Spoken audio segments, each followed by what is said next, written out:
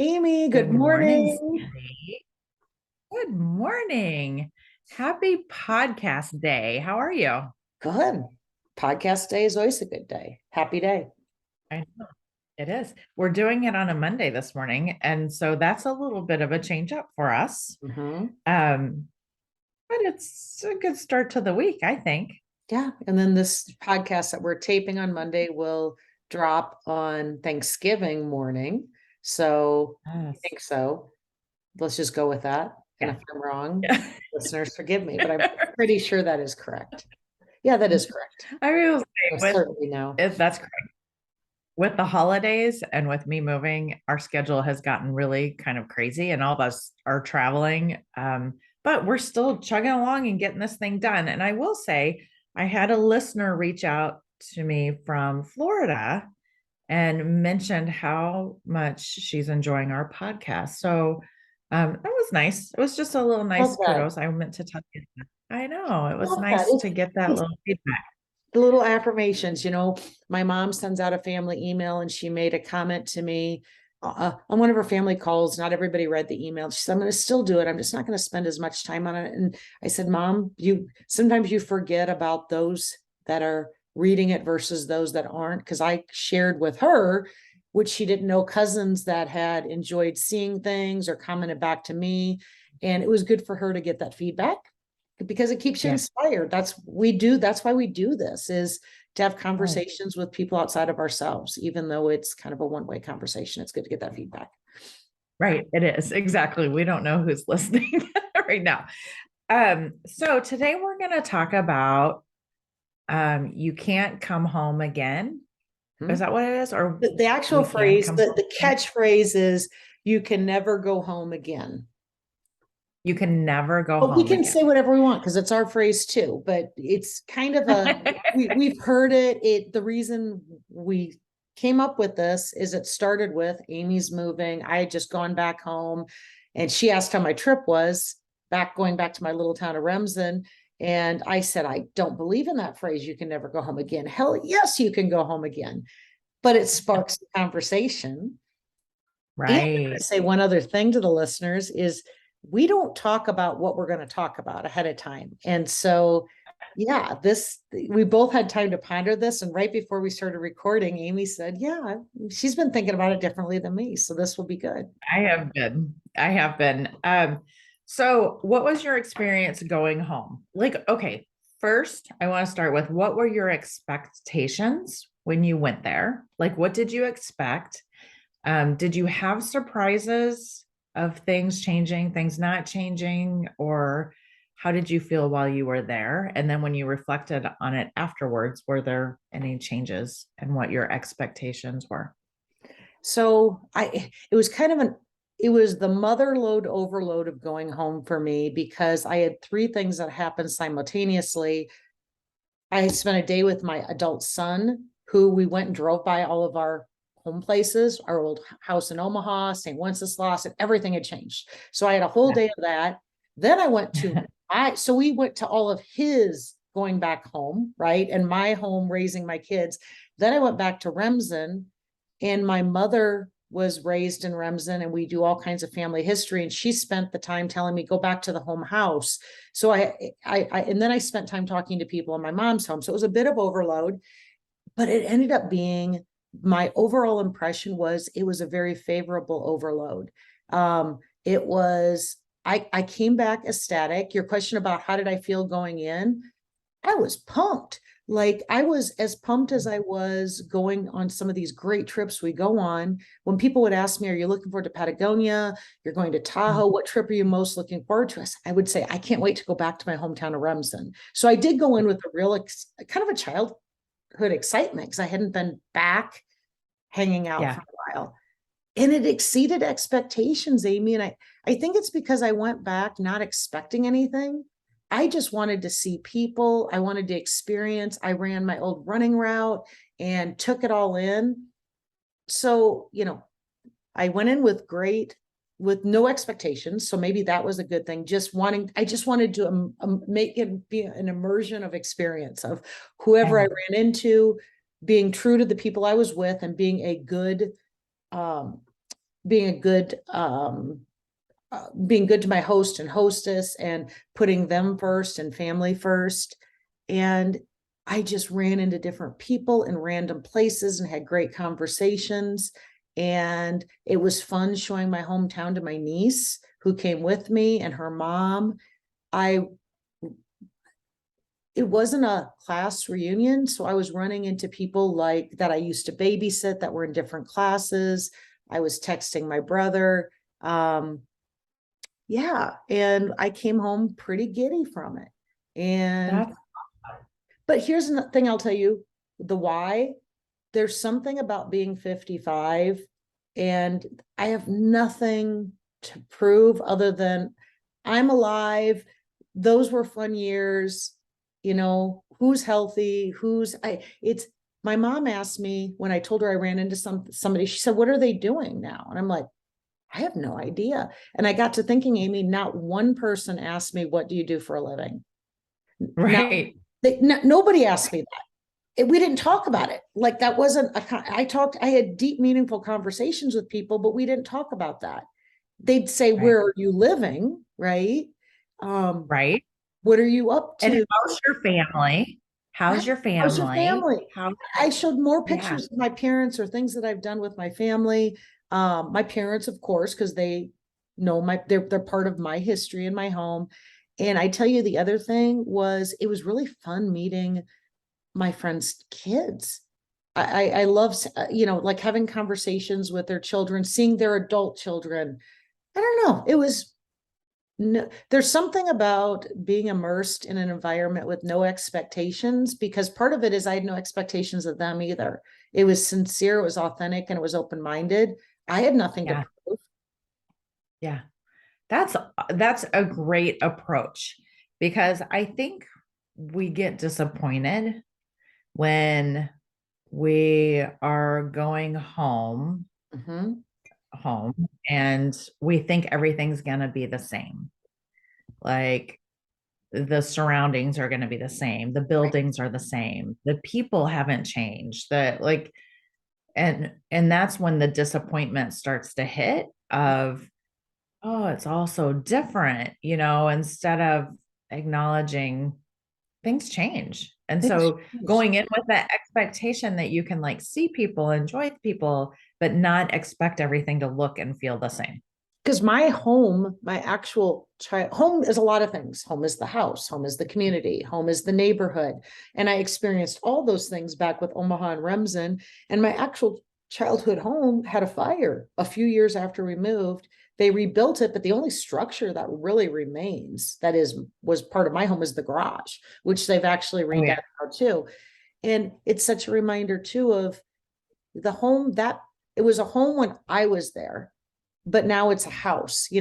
Going back home is more the Right. people. Yeah. Yes. And so the house that I lived in, and like my mom, she wanted me to take pictures of her childhood home. Well, the home is what was her memories that are stagnant, right? Her Right. memories that remain. It is now a house that she used to live in. And Yes. and she's still curious how it looks, but it would the new owner is actually the child of a classmate of mine, and they're going to take pictures, and I'm sending my mom pulled the family history because the house was moved that the young owners are curious about, and we're going to share those memories. But it's a common house but different home. Right. Yes. Very well stated. I will say perspective changes too. We went to when I was growing up, when I was really little, we lived in a little house in Greenbrier, Arkansas. And we moved away from there when I was 7 years old. Okay. And um, like as a child, I remember this house. I remember the grand barn. I just remember like pieces of the house. Went back to it probably, well, gosh, it was probably 20 years ago. But as an adult, I went back and drove past this house. And this house was probably 10 feet from the road. And I was looking at it, I was like, my gosh, it is like on top of the road. Did they move the road? And my aunt was like, no, it's always been like that. It was Wow. just like Your my child perspective as a perspective. child. well, it wasn't that close to the road. She was like, no. And it was like an old dirt road, farm road. So it was just hysterical. I was like, wow, well, that's a different memory than what I had in my head as a child, because 10 feet's a long way as a child. But Right. as an adult, you're looking at it, you're like, wow, we were on top of the road. So perspective changes too. Mhm.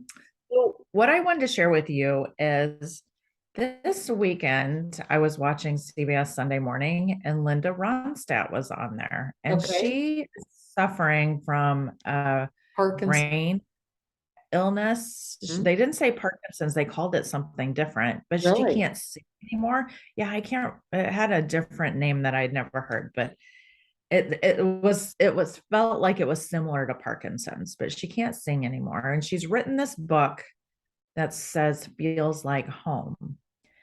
And she's put recipes in there. And she said, music and recipes don't change.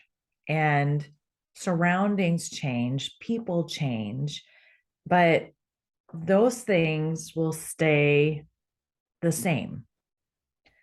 And I thought that was kind of an interesting perspective because you can never go home, but you can bring those recipes and those traditions and those stories about past that make it feel like home, no matter where you are.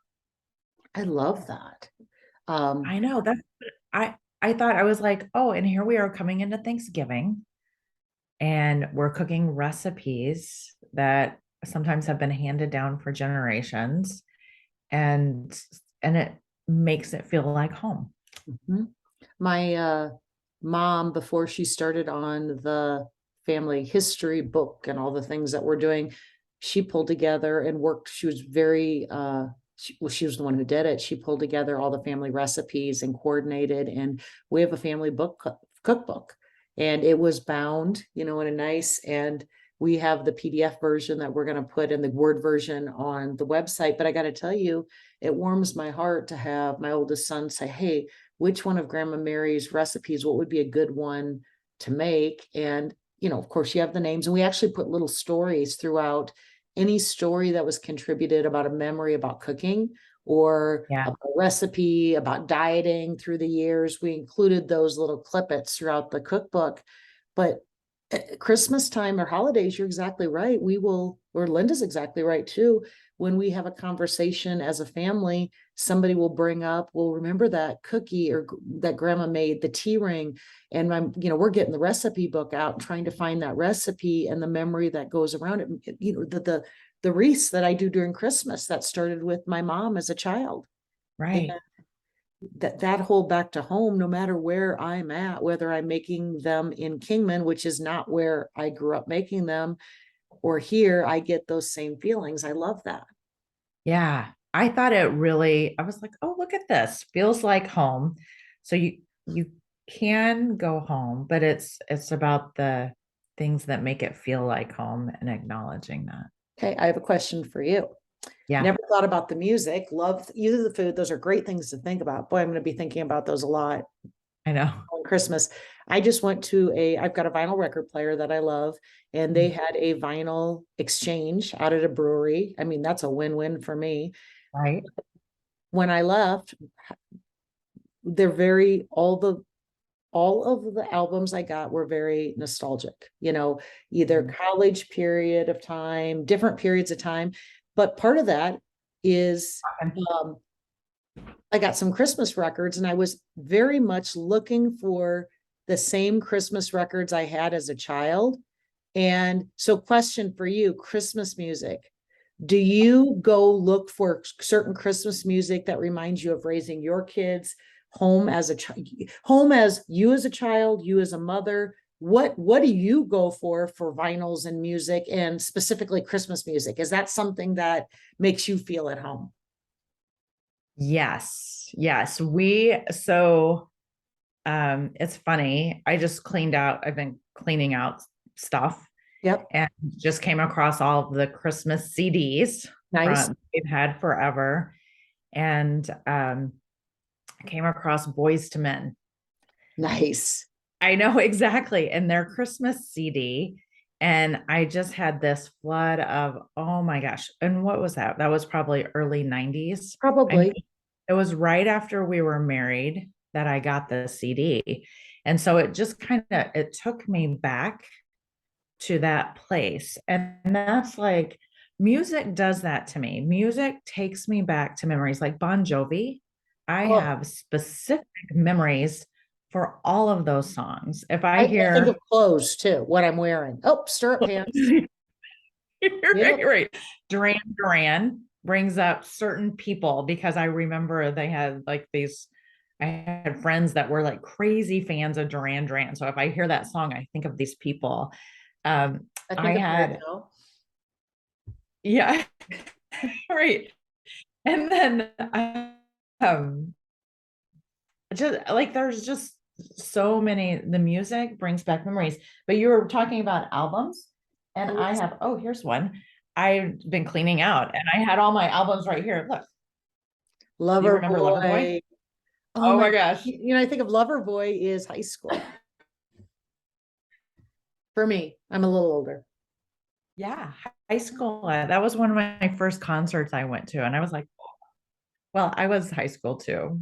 So anyway, very fun. Music, I think, is the thing that I loved Linda's thing that recipes don't change and music doesn't change. And the music really can bring you back to a place and a time and a story. And photos. Photos is another thing. They don't change. Right. And so just unless people manipulate them, they don't change. And then they bring back those memories and stories. I was trying to think of other things that never change that you can't that make things feel like home. I can't think of. I do think like with me, the CDs and the albums, when friends went with us to the vinyl exchange and they were laughing at me because they're like, she is nerding out over this, and they were just having their beer and she's like, I'm just going to listen on Spotify, which that's great, right? Why wouldn't you just listen on Spotify? The album and looking for the albums, I feel like we had the big old record player, right? It wasn't just the music when we cleaned, when we prepared things, when we put up the Christmas decorations, right? And then as I got older, as I sat in my room and listened to the top 40, and I'll tell you, when I listen on Spotify, I usually will pick a year and go through the Billboard a Yeah, day top 40 because that brings back those memories. But completely. when I find the vinyls and the CDs, what have you, it's the picture and the art that goes with it that reminds me of that physical piece of the home. Now, keep in mind, I'm very sentimental, but it evokes those emotions, right? So I'm going to show you my Gene Autry album, that I remember my grandmother having. Oh, yes. So there's something about, yes, I could listen to it on Spotify, but I remember this reminds me of my grandparents' house. We had that one too. I remember that. And this reminds me of my best friend's house. Her mother loved Elvis. And we Oh, had, but part of it's the music, but for me, it's the physical again, picture, album, art yeah, that evokes even more memory because we'd flip through those, right? And you'd physically take that record out, and that was a memory that goes with completely. it. Do you have are there things that evoke bad memories? I'll tell you, there are songs that remind me of when I was going through my divorce. There are songs when I had a bad friendship or a breakup, right? Yeah. So it goes both ways. Yes. Yeah, it does. I'm trying to think of bad songs that I like songs that and I'm not coming up with anything that I kind of let those songs go. So here's one thing that I thought was interesting when I was looking. I love quotes. There was actually three different quotes. One came from this original. If you Google this quote on "You Can Never Go Home Again," it most often comes back to a book that was written by Thomas Wolfe in 1940. It was a novel that was around. He says you can't go back to your family, back to your childhood, back home to romantic love, back home to a young man's dream of glory and fame. You can't go back home to escape. It's just an escape of time and memory. But then here's what's interesting. So kind of about our thing about just what you said, Amy. Home changes, you change, and when you go back together, you can't go back and redo what you had. But I thought it was interesting, two other angles. John Steinbeck had a quote that says, you can't go home again because home has ceased to exist except in the mothballs of memory. Home is the memory. Okay. Yeah. But then Maya Angelou says, you can never go home again, but the truth is you never leave home. So that's all right. So home is I like that. yeah, home is not just memory, it's where you're at. Because now I have a home, it's here, right? Home is it's back to my point on it's a house, it's somebody else's home, right? Right. Right. It's a Home state is of where being. you are. The Yeah, rest is house and history, right, but it's not home. right. Completely different things. And I think sometimes we romanticize home, what our home was. And that's when we're met with these, it doesn't measure up to the expectations of that romanticized view of what we had. I like when he said, going back to romantic love. Yes. I'd be lying if I didn't say when I was a young adult, you want to go back to that first boyfriend, or, it was really something to have the cute guy get interested in you, or the guy you sat by at chemistry class. There was just this whole romantic love. There's something about that romance in love too. And it was funny. A friend told me she ran into her first crush, and you romanticize about running into that first crush again. And she's like, he was a nice enough guy, but I had made, I'm speaking for her, I had made this such a great thing, Right. I had put him on this pedestal, and it's just like, it was just this little crush I had. But there is, when you look at the past, there is a romanticizing that goes with it. Which Right. could or couldn't, I mean, again, we are both the cup is half full gals. So Right. we're going to tend to look at the good. And as my dad tells me, he always says, not everybody likes to look at the past, and not everybody has good memories of home. Right. Right. Right. There are people who don't want to go home because of what was there, or what they experienced there, which just breaks my heart too. Not having these good memories of a childhood, good memories of spaces, good memories of towns. Like, I'm getting ready to leave Omaha here, and Omaha is my children's home. And so I've never called it my hometown because it's not where I was originally from, but I'm now, like, my friends gave me an Omaha hat. I have all this Omaha stuff now, and I'm going to be in Kansas City, and people are going to be like, are you from Omaha? And I'm going to be saying, yeah, we lived there first. So it's, my perspective is shifting now that Omaha is going to be my past home. Does that sound? And so an interesting study, fast forward to where you're at right now. So my oldest son is much more like my dad. He would never romanticize the past.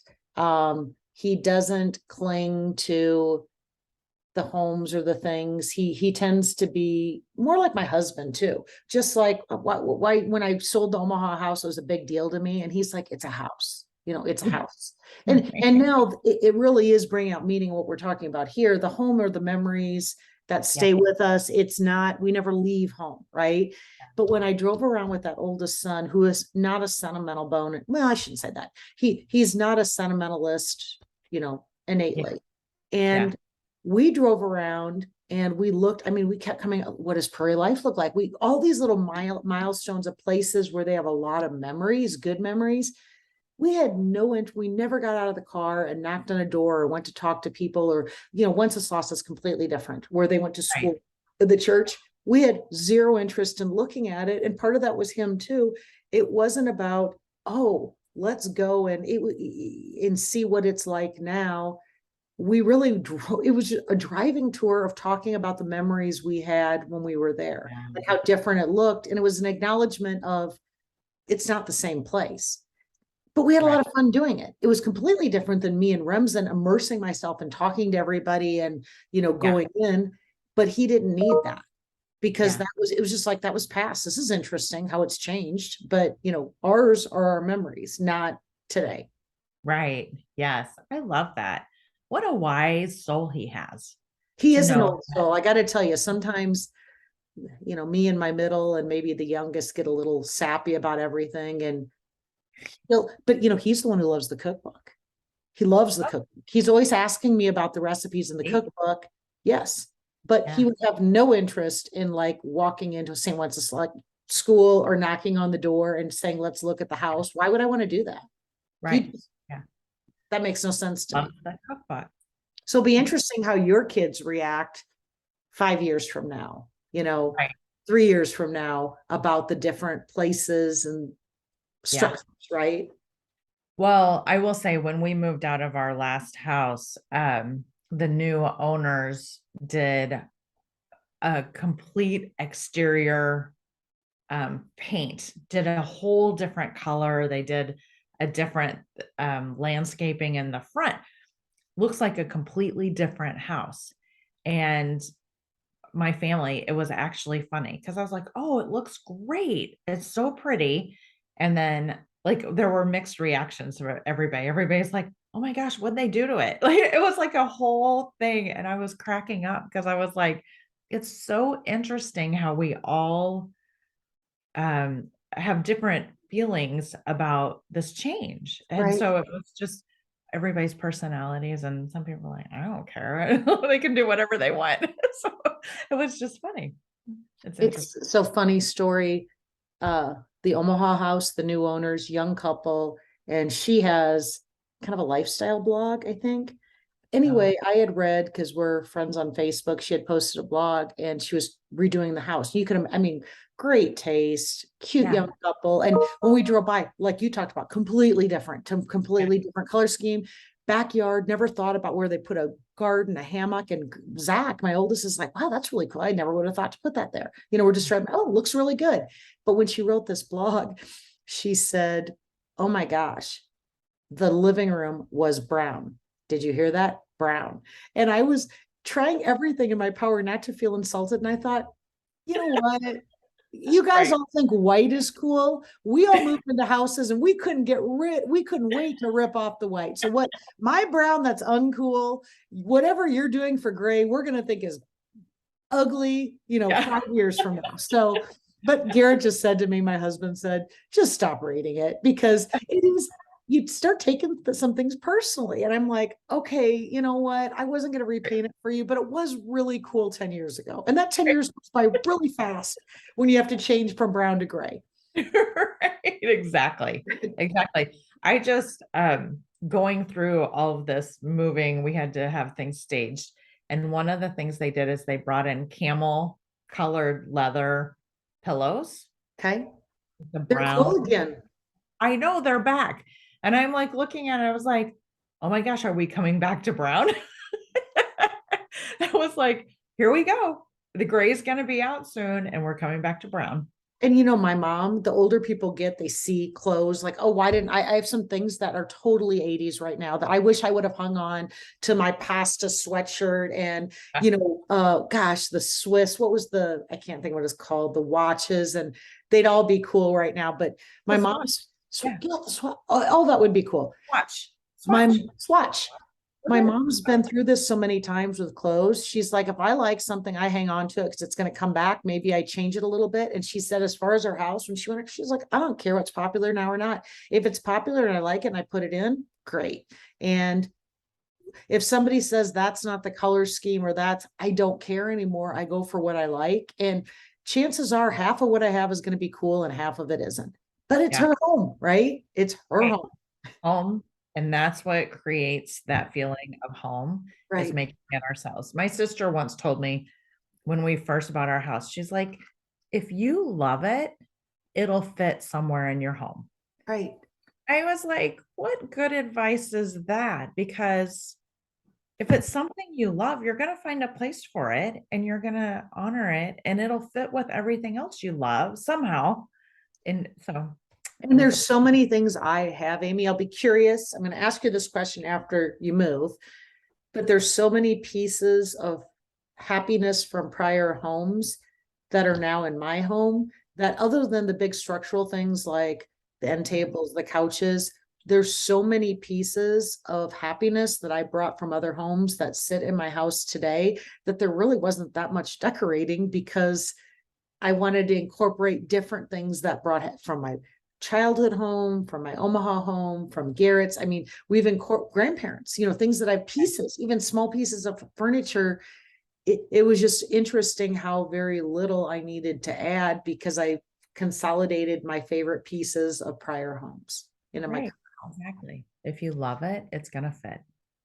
amen. Right. Amen. Okay. So let's wrap this up. What's the real and the ideal of going home? I think the real is exactly what, the synopsis that you brought up on. The real is we change, the house changes, the people that in our hometown change. When it's no longer your home and you move on and you go back to a previous home, everything changes, perspective changes. The real is that nothing stays the same, other than, the memory of that, or the music and the recipes or written word, things like that can stay static, but people are fluid. Yes. And I think I love that as the real. I would say that ideal is walking into every going home and walking down memory lane, acknowledging exactly what you just said. Like with that expectation that things are going to be different. Not And, the same. and go in open-minded and open-hearted. Because I tell you, the other thing in my experience, when it being a good experience, is it's funny, the things I remember were different than what other people remembered, and they'd bring up stories that maybe I wasn't the shining light. And it was also being open-minded that people have different memories and different experiences that they remember, and hearing them, right, and reflecting on them together, Right. because we don't Exactly. have the same experience. We don't all have the same experience. Very true. Oh my gosh. My siblings and I, when we're all together and we're telling a story, we all have 3 different perspectives. It's so funny. I was like, oh, well, I didn't notice that. I don't remember that, but I remember this piece of it's hysterical. So yes. Great. And Okay. it's funny too, like when a photo, and you'll say, oh, what do we all remember a little bit different about it. And it's with the videotapes that have no talking, no voice. We all have a little bit of a different, my mom, of course, goes back to her calendar. It's the written word. She keeps it. She'll tell us exactly, factually what happened that day, because there's no emotion in her calendar. I love it. That's good. All right. Well, happy Thanksgiving, Amy. Hey, happy Thanksgiving. Enjoy time with your family. Do you have kids coming to you? Are you going to? Nope, we're not. The Thanksgiving is not. Thanksgiving is just us, Garrett and I and the dog, maybe some neighbors.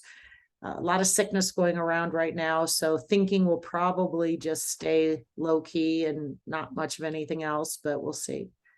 Well, enjoy. This is our last And what are you holiday. guys gonna do? Last Okay, holiday in Omaha. All the nice. kids are coming here. We were planning to go somewhere else, but we decided since we're moving on Monday, everybody's coming here. We're having our last coming home to Omaha, and then we're launching everybody to their homes, and then we'll go off to Kansas City. Nice. Nice, Yeah, nice, it'll nice. be Okay, fun. it'll make for a great next discussion, right? Right, exactly. All All right. right. Thank you. Bye-bye.